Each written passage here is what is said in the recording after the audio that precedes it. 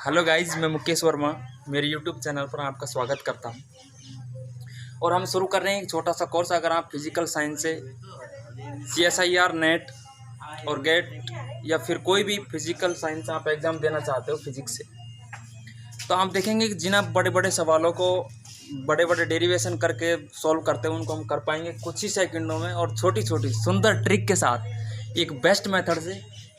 और आप देखेंगे कि आप अपना बहुत सारा टाइम बचा सकते हैं और आसानी से बहुत कम समय में आप उस एग्ज़ाम में सफलता हासिल कर सकते हो जो आप चाहते हो। तो आइए चलते हैं आज के सवाल पर और आज के हमारे कॉन्सेप्ट पर। हाँ तो दोस्तों, आज हम बात करते हैं लॉरेंज ट्रांसफॉर्मेशन। उसके ऊपर आई हुई कुछ प्रीवियस ईयर की प्रॉब्लम्स देखेंगे। और अभी तक हमने क्या किया है कि हम जब लॉरेंज ट्रांसफॉर्मेशन के क्वेश्चंस करते हैं तो उसमें हम बहुत बड़ा सा डेरिवेशन करते हैं, उसके बाद हमारा सॉल्यूशन निकलता है। लेकिन हम ऐसा बिल्कुल भी नहीं करेंगे। और आप देखना है कि आए हुए क्वेश्चन को कुछ करने की ज़रूरत ही नहीं थी, बस क्वेश्चन पढ़ना था और क्वेश्चन पढ़ने के बाद बस ऑप्शन देखने थे और आंसर मार्क कर देना था। देखिए, जैसे मैं बात कर रहा हूँ कि आया हुआ जो पेपर है उस पेपर में से क्वेश्चन लेता हूँ आपके सामने।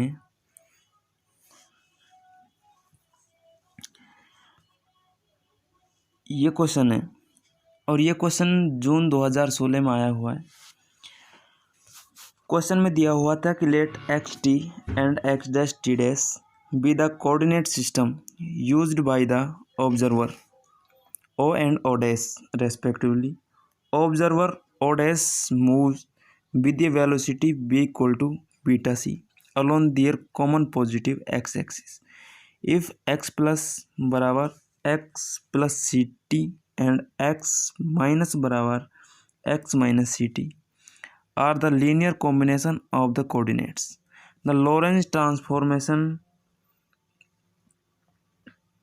O and O dash takes the form. O and O dash के बाद हमको लॉरेंज ट्रांसफॉर्मेशन निकालना था। तो इससे पहले मैं थोड़ा सा बता देता हूँ कि इस क्वेश्चन को अगर आप करोगे तो प्रॉपर तरीके से कैसे करते हैं, और उसके बाद बताऊँगा कि आपको वो सब कुछ करने की ज़रूरत नहीं थी। तो आपको करना क्या था, इस क्वेश्चन को करने से पहले मैं बता देता हूँ कि जब हम लॉरेंज ट्रांसफॉर्मेशन लिखते हैं तो हमारे पास दो फ्रेम होते हैं, एक एस फ्रेम होता है और दूसरा हमारा एस डैश फ्रेम होता है। पहला फ्रेम होता है हमारा एस फ्रेम और दूसरा होता है एस डैश फ्रेम। तो जब हम एस फ्रेम की बात करते हैं तो एस फ्रेम का कोऑर्डिनेट एक्स और एस डैश का जो हम कोऑर्डिनेट लेते हैं वो एक्स डैश लेते हैं। इसमें जैसे एक्स वाई जेड और टी लेते हैं तो इसमें एक्स डैश वाई डैश और टी डैश लेते हैं। जब हम लॉरेंज ट्रांसफॉर्मेशन निकालते हैं तो ये कुछ इस तरह से हमारे पास फॉर्मेशन आता है कि एक्स डैश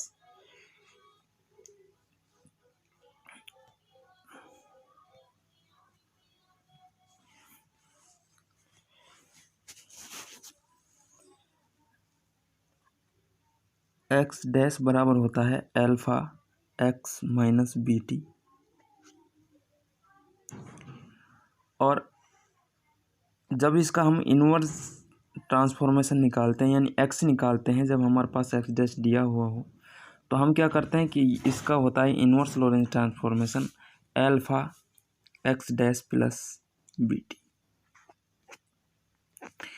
तो यहाँ पर हम देख रहे हैं कि जब हम एस फ्रेम से एस डैश फ्रेम में जाते हैं तो हमारे पास वैल्यू यहाँ देखें तो यहाँ माइनस का चिन्ह आता है यानी कि वैल्यू कम हो जाती है। और जब हम इस एस फ्रेम में आते हैं एस डैश फ्रेम से तो हमारे पास यहाँ प्लस साइन आता है यानी कि हमारी वैल्यू बढ़ जाती है। ठीक है, तो अब चलते हैं हम हमारे क्वेश्चन की तरफ। तो क्वेश्चन को पहले हम तरीके से करेंगे जो उसका प्रॉपर तरीका बनता है क्वेश्चन का। तो क्वेश्चन में जो दिया हुआ है उसके अकॉर्डिंग हम चलते हैं। मैं कलर सेलेक्ट कर लेता हूँ, मैंने ब्लैक सेलेक्ट कर लिया। तो इस क्वेश्चन को करने में हमें क्या करना था, सबसे पहले हमें लॉरेंज ट्रांसफॉर्मेशन जैसे हमने लिखा तो यहाँ पर हमारे पास वेलोसिटी दी हुई है। यहाँ हम लाइट की वेलोसिटी की बात कर रहे हैं, तो हमें लिख लेना था कि x प्लस डैश जैसा क्वेश्चन में दिया हुआ है, x प्लस बराबर दिया हुआ था x प्लस सी टी। तो x प्लस डैश बराबर क्या होगा हमारा, x dash plus c t dash होगा, क्योंकि हमारे पास दिया हुआ है क्वेश्चन में x प्लस बराबर x प्लस सी टी, ये क्वेश्चन में दिया हुआ है। तो इस हमने निकाल लिया कि x प्लस डैश बराबर आ गया हमारा x dash plus c t. अब लॉरेंज ट्रांसफॉर्मेशन से हम इसमें वैल्यू रख देंगे। x डैश बराबर हमने अभी लिखा था एल्फा कोष्टक x माइनस वी टी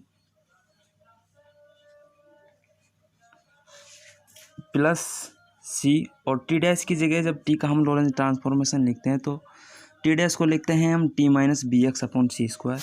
तो इसकी जगह लिख देंगे हम, ये डैश है, t minus v x upon c square. जब हम ब्रैकेट को सॉल्व करेंगे अंदर, तो ब्रैकेट को सॉल्व करेंगे तो अंदर इन दोनों में से हम क्या करेंगे, यहाँ पर ये आता है alpha t minus b x upon c square. तो एल्फा इसमें से कॉमन ले लेंगे,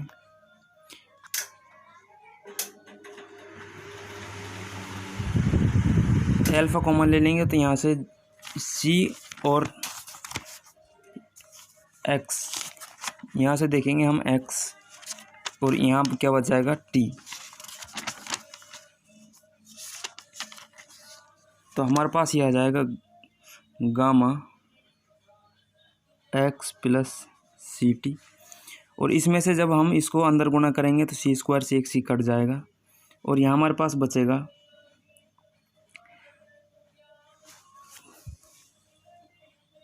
माइनस बी अपॉन सी कॉमन आ जाएगा, और ये कोष्टक में बचेगा एक्स प्लस सी टी।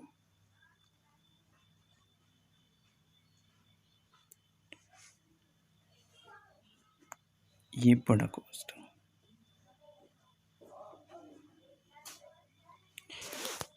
जब ये x प्लस सी टी, अब x प्लस सी टी हमारे पास क्वेश्चन में दिया हुआ है alpha, x plus c t की जगह दिया हुआ है हमारे पास x प्लस, तो ये x प्लस हो जाएगा, और ये माइनस बी अपॉन सी को हम लिख सकते हैं बीटा, तो सॉरी ये माइनस का आएगा,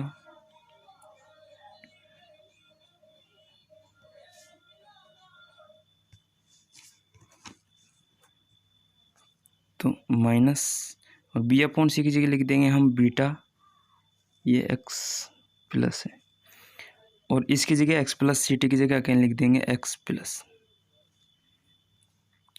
तो उसके बाद क्या करेंगे, इसमें से हम एक्स प्लस कॉमन ले लेंगे,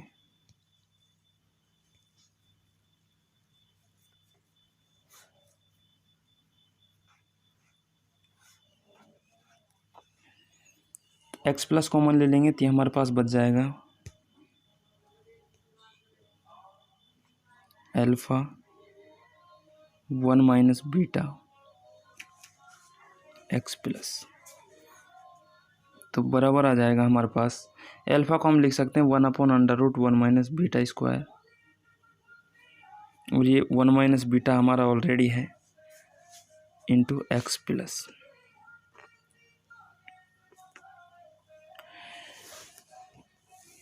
अब इसको आगे सॉल्व करेंगे तो क्या होगा, वन माइनस बीटा स्क्वायर को हम लिख सकते हैं वन प्लस बीटा और वन माइनस बीटा, तो एक वन माइनस बीटा ऊपर से नीचे कट जाएगा, और हमारे पास बचेगा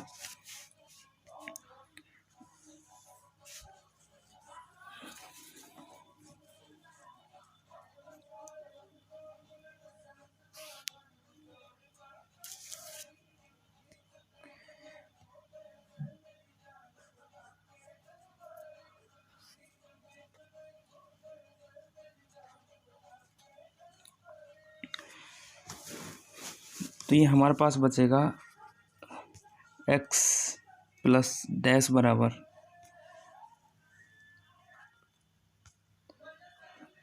एक्स प्लस डैश बराबर एक अंडर रूट 1 माइनस बीटा ऊपर से कट जाएगा तो इसको लिख सकते हैं हम under root 1 minus beta upon 1 plus beta into x plus. तो ये हमारा एक्स प्लस डैश की वैल्यू आ जाएगी। ऐसे हम निकालेंगे तो एक्स माइनस डैश की वैल्यू आ जाएगी। कैसे आ जाएगी कि अभी हमने लॉरेंज ट्रांसफॉर्मेशन में देखा कि हमारा जो साइन है वो चेंज हो जाता है, माइनस से प्लस हो जाता है। तो एक्स माइनस डैश की वैल्यू आ जाएगी 1 plus beta upon 1 minus beta into x minus. तो हमने देखा कि हमारा डी ऑप्शन इसका आंसर था। ये तो हुआ प्रोसीजर से, लेकिन इतना कुछ करने की इस क्वेश्चन में कोई ज़रूरत नहीं थी। कैसे ज़रूरत नहीं थी, देखिए आपके सामने अभी करते हैं इस क्वेश्चन को। इस क्वेश्चन को हम बस पढ़ने के बाद सीधा कर सकते थे। हमें याद रखना था कि जब हम एक्स डैश लिखते हैं तो एक्स डैश लिखते हैं alpha x minus b t, और जब हम एक्स लिखते हैं तो उसको लिखते हैं alpha x dash plus b t. तो देखिए हम ऑप्शन से इस क्वेश्चन को करेंगे।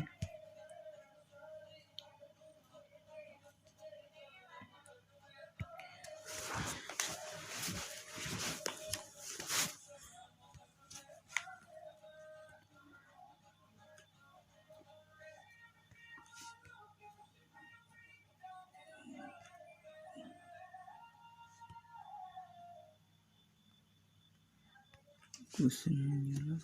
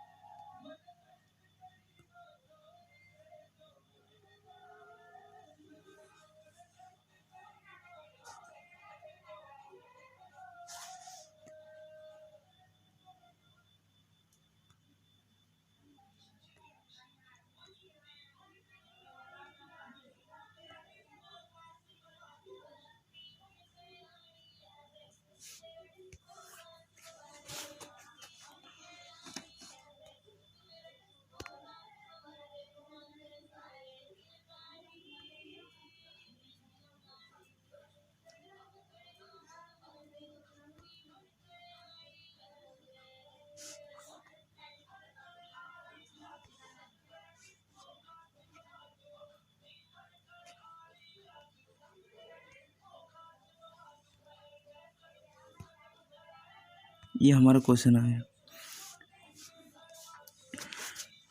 तो जैसे क्वेश्चन को पढ़ लेते हैं। Let x t and x dash t be the coordinate system used by the observer O and O dash respectively. Observer O dash moves with a velocity v equal to beta c along their common positive x axis. If x plus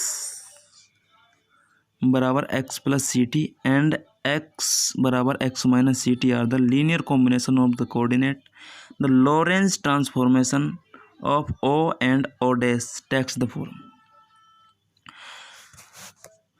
तो Lawrence transform, अब देखिए हमें निकालना क्या था कि x plus dash निकालना है और x माइनस डैश निकालना है।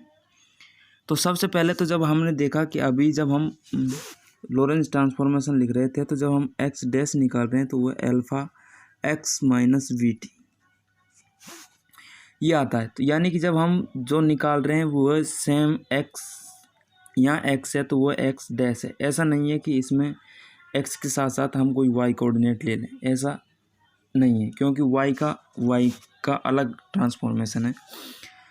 तो ऐसे हमें देखना क्या था कि इसमें जब हमें x प्लस डैश निकालना है तो इधर भी हमें x प्लस ही होना चाहिए, ठीक है। यानी कि x प्लस का हम एक लॉरेंस ट्रांसफॉर्मेशन निकाल रहे हैं x प्लस डैश।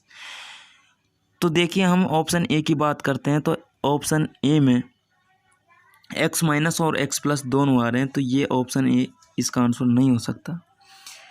ऐसे ही हम अगर ऑप्शन सी की बात करें तो इसमें भी माइनस और प्लस दोनों आ रहे हैं, तो ये इसका आंसर नहीं होगा। अब हमारे पास ऑप्शन बचते हैं बी और डी। तो जैसा अभी देखा कि जब हम एक्स डैश निकाल रहे हैं तो वो एक्स माइनस बी टी आ रहा है, यानी कि उसकी वैल्यू कम हो जा रही है, यानी कि माइनस चिन्ह आ रहा है। तो हम देखेंगे इन दोनों में से जब हम एक्स प्लस डैश की वैल्यू निकाल रहे हैं तो उसकी वैल्यू कम हो जाएगी। तो ऊपर 1 माइनस बीटा कौन से ऑप्शन में आ रहा है, डी ऑप्शन में आ रहा है प्लस वाले के लिए। यानी कि देखो यहाँ जब हम देख रहे हैं तो एक्स प्लस बराबर एक्स प्लस सी टी है, जब इसका डैश निकालेंगे तो ये इससे कम आएगी, तो इसके लिए कम आएगा, और ये माइनस का है तो इसके लिए वैल्यू ज़्यादा आएगी। तो वैल्यू ज़्यादा कब आएगी, जब हमारे पास अंश में पॉजिटिव साइन हो। तो इसमें हमारा नेगेटिव आएगा और इसमें हमारा क्या आएगा, पॉजिटिव। तो इस तरह से हम बिना सॉल्व के बता सकते थे कि इस क्वेश्चन का आंसर डी है। दोस्तों अगर आपको समझ में नहीं आया ये मैंने कैसे किया है डायरेक्टली ऑप्शन से, तो आप वीडियो को पीछे करके देख सकते हैं। ऐसे ही अब आपको समझ में आ गया हो तो अगला क्वेश्चन करते हैं। आप देखिए कुछ ही सेकंड में इसका आंसर बता सकते हैं। तो चलते हैं अगले क्वेश्चन पे। अगला क्वेश्चन ये है और ये भी हमारा एग्ज़ाम जून 2016 में ही आया है। तो इसमें क्या है कि for a particle of energy E and momentum P the rapidity y is defined as y बराबर 1/2 ln e plus pc upon e minus pc in the frame f dash moving with the velocity v 0 beta c with respect to f the rapidity y dash will be। तो देखिए इस question में हमें कुछ नहीं करना। आप देखेंगे इस क्वेश्चन के बहुत सारी बुकों में बहुत अलग अलग तरीके से सॉल्यूशन दिए हुए हैं और काफ़ी लंबा सॉल्यूशन, लेकिन देखा जाए तो इस क्वेश्चन में कुछ नहीं था, सिर्फ ट्रिकी क्वेश्चन था। क्योंकि जब हम देख रहे हैं बार बार मैं लिख रहा हूँ इक्वेशन को कि जैसे हम एक्स डैश निकालते हैं ट्रांसफॉर्मेशन में तो वो क्या आता है एक्स माइनस बी टी, यानी कि हमारे पास जो ओरिजिनल वैल्यू है उसमें से कुछ ना कुछ कम हो जा रहा है, यहाँ माइनस चिन्ह आ रहा है। तो देखो पहला ऑप्शन, ए ऑप्शन देखो, बी ऑप्शन देखो, सी ऑप्शन देखो, डी ऑप्शन देखो। जब हम डैश निकाल रहे हैं तो इसमें प्लस से बढ़ रहा है वैल्यू, ये नहीं आंसर होगा, इसका ये भी आंसर नहीं होगा, इसका ये भी आंसर नहीं होगा। तो हम सीधा ही अगर देखा जाए तो इस क्वेश्चन का आंसर बी होगा और यही इस क्वेश्चन का करेक्ट आंसर है, ऑप्शन बी। तो देखिए आपको क्वेश्चन सॉल्व करने की ज़रूरत ही नहीं थी। तो ऐसी बात नहीं है कि कुछ क्वेश्चन है, ऐसे और भी क्वेश्चन बताता हूँ। देखो एक क्वेश्चन आता है कई बार, उसमें पूछता है कि जैसे हमारे पास वो क्या करता है, पोटेंशियल दे देता है और पूछता है कि इसमें से हमारे पास कौन सा कांस्टेंट ऑफ मोशन रहेगा, एल एक्स, एल वाई या एल जेड। चलते हैं क्वेश्चन पे। तो दोस्तों अगर आपको ये पसंद आ रहा है, ये सॉल्व करने का तरीका पसंद आ रहा है और आपको लग रहा है कि हाँ वास्तव में कुछ ना कुछ अलग हटके हैं, कुछ मेथड से कुछ ट्रिक से सवाल कर रहे हैं, तो आप वीडियो को लाइक कीजिएगा और शेयर कीजिएगा और बताइए कि आपको कितना पसंद आ रहा है, कितना समझ में आ रहा है। तो देखिए मैं पूरा इस वीडियो के बाद आपको पूरा कोर्स करवाने वाला हूँ। मेरी प्लानिंग है कि मैं आपको क्रैश कोर्स के रूप में नेट का कंप्लीट कोर्स करवाऊँ और ऐसे ही आपको, ऐसा नहीं कि मैं बड़ा बड़ा डेरिवेशन करवा के आपको, ऐसे ही सारे सवाल बहुत आराम से हम सॉल्व कर सकते हैं। देखिए क्वेश्चन आता है कि a particle moves in a potential v बराबर x square plus y square plus z square upon 2 which components of the angular momentum is are constant of the motion. तो देखो ये क्वेश्चन को करने के देखा जाए तो हमारे पास कई तरीके हो सकते हैं। जब अगर हम फिज़िक्स की बात कर रहे हैं तो हमारी कई सारी अप्रोच हो सकती हैं। क्लासिकल मैकेनिक्स की बात करूं तो इसमें अगर हम लगाना चाहें तो इस क्वेश्चन को हम हमारे न्यूटोनियन फिजिक्स से भी कर सकते हैं और लैग्रेंजियन हैमिल्टनियन से भी कर सकते हैं, और अगर हम क्वांटम मैकेनिक्स से सॉल्व करना चाहें तो उससे भी कर सकते हैं। ये क्वेश्चन को हम कई तरीके से कर सकते हैं।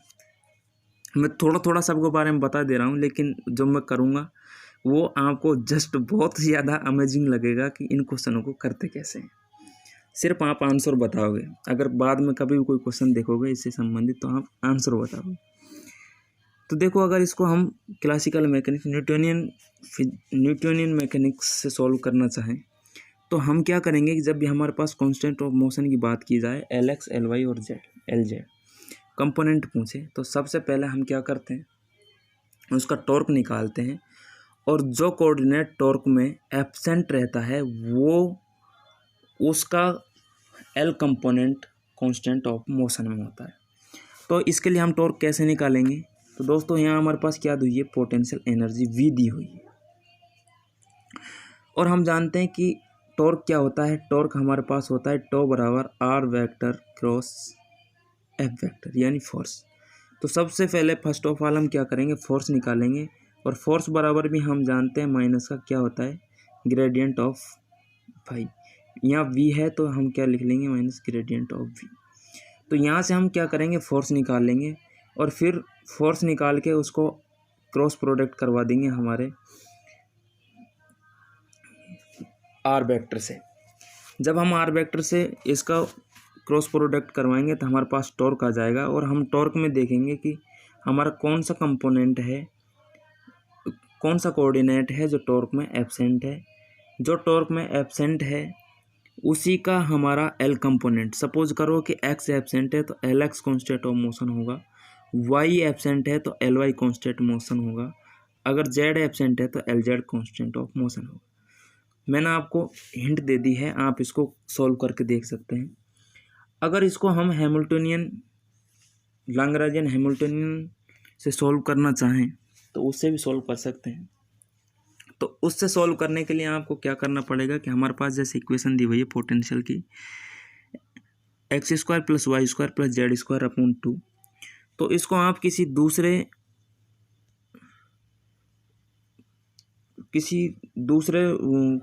सिस्टम में चेंज कर सकते हो, जैसे पोलर कोऑर्डिनेट सिस्टम है या फिर सिलेंड्रिकल कोऑर्डिनेट सिस्टम है, उसमें चेंज करके आप क्या करोगे, लैग्रेंजियन निकालोगे। जब जैसे इसका लैग्रेंजियन निकालेंगे तो आप लैग्रेंजियन में देखेंगे कि आपका लैग्रेंजियन में क्या क्या प्रेजेंट है। तो देखें, जब हम इसका लैग्रेंजियन निकालेंगे, सपोज करो कि जब हम इसको सिलेंड्रिकल कोऑर्डिनेट में जब लैग्रेंजियन लिखते हैं तो सिलेंड्रिकल कोऑर्डिनेट में हमारा लैग्रेंजियन लिखते हैं एल बराबर 1/2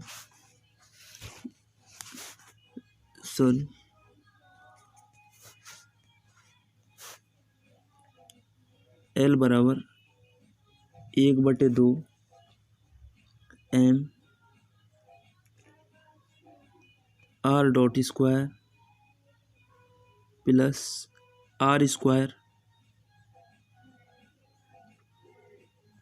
phi dot square plus z dot square minus V. तो यहाँ से हम जब निकालेंगे और इसमें जब हम इसको कोऑर्डिनेट को चेंज करके, यानी कि जब हम x बराबर r cos phi sine theta और y बराबर r cos phi cos theta and z बराबर आर कोस थीटा रखकर जब हम लैग्रेंजियन निकालेंगे तो हमारे पास लैग्रेंजियन आएगा। ये तो हमारे पास, ये तो पोटेंशियल एनर्जी की टर्म है, तो ये टर्म तो हमारी एज इट इज़ रहेगी, और हमारे पास आ जाएगा दिस टर्म, और माइनस हमारी पोटेंशियल एनर्जी आ जाएगी आर स्क्वायर प्लस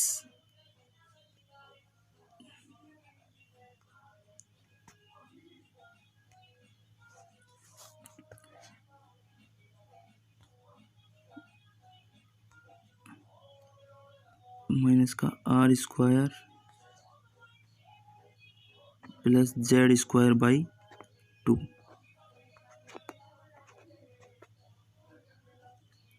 ये आ जाएगी। तो यहाँ हम देखेंगे कि हमारे पास यहाँ तो आर स्क्वायर जेड बाई 2 है, तो हम इसी में देखेंगे कि हमारे पास क्या क्या प्रेजेंट है और क्या क्या एब्सेंट है।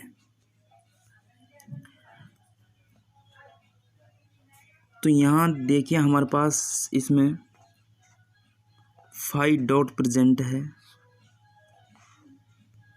ना, लेकिन फाई एब्सेंट है ना।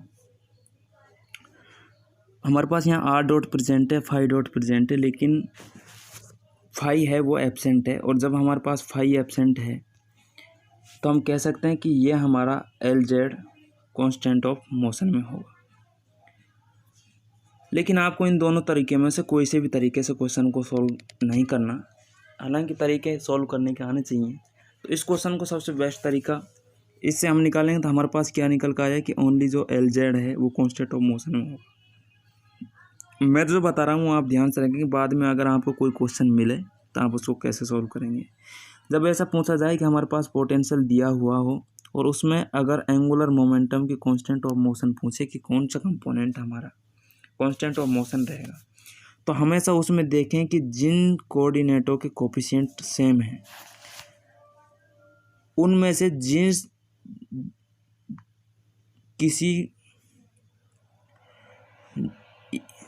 किसी भी कोऑर्डिनेट के जो कोफिशिएंट है वो अलग होगा, उसी का कंपोनेंट, उसी का ही एंगुलर मोमेंटम जो कंपोनेंट है वो कांस्टेंट ऑफ मोशन में होगा। जैसे यहाँ पर हम क्या देख रहे हैं कि x² + y² + z²/2, यानी कि जो x² है y² है उन दोनों के जो कोफिशिएंट हैं वो 1 1 है, दोनों क्या हैं, सेम है। लेकिन हमारे पास जो z² है उसका कोफिशिएंट अलग है 1/2। तो यहाँ जो ये 1/2 है इन दो के कोफिशिएंट से अलग है, तो जिसका जो कोफिशिएंट है वो दो के कोफिशिएंट से डिफरेंट होगा, उसी का कंपोनेंट, उसी का एंगुलर मोमेंटम का कंपोनेंट कांस्टेंट ऑफ मोशन में होगा, यानी कि LZ इस क्वेश्चन का आंसर होगा। तो डियर स्टूडेंट्स, आपको इन 3 क्वेश्चनों को सॉल्व करके मैंने बताया कि आप अगर रियल में सॉल्व करते हो, ओरिजिनल तरीके से सॉल्व करते हैं, तो आपको कैसा डेरिवेशन करना पड़ता है, सोचना पड़ता है। लेकिन आप थोड़ा सा भी अगर कॉन्सेप्ट का यूज़ करते हैं तो आसानी से आप क्वेश्चन को मार्क कर सकते हैं और आप टाइम बचा सकते हो काफ़ी क्वेश्चनों में, और उस टाइम को आप उन क्वेश्चनों में लगा सकते हो कि जो आपको आ रहे हैं और आपको लग रहा है कि थोड़ा कैलकुलेटिव है, तो वो टाइम आपका वहाँ बच जाएगा और आप बहुत अच्छा स्कोर कर पाओगे। तो धन्यवाद दोस्तों, मिलते हैं अगली वीडियो में, तब तक के लिए bye, take care, enjoy, bye.